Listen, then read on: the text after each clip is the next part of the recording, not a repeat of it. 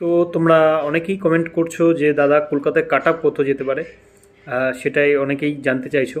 প্রথমে বলে রাখি যে দেখো, এখন পরীক্ষা চলছে, সবে শুরু হয়েছে, এখনও পরীক্ষা মানে অনেক শিফট বাকি রয়েছে। এখন কাট আপ প্রেডিকশন কোনোভাবেই উচিত নয়, কারণ পরীক্ষা চলাকালীন কাট আপ প্রেডিকশন ওইভাবে হয় না। ওকে, একটা অ্যান্সার কি দিলে তার কত অ্যাটেম্প্ট হচ্ছে, কার কত রমার্কস আসছে, সেটার ভিত্তিতে তবু কিছুটা আইডিয়া করা যায়। বেকার বেকার তো আইডিয়া করে কোনো লাভ নেই, ওটাতে কোনো কাজ হয় না।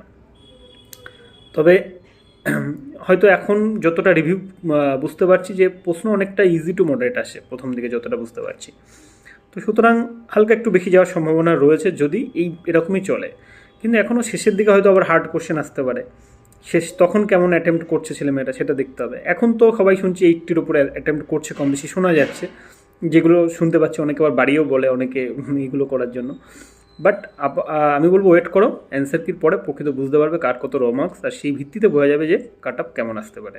এখন প্রেডিকশন করে কোনো লাভ নেই। ওকে।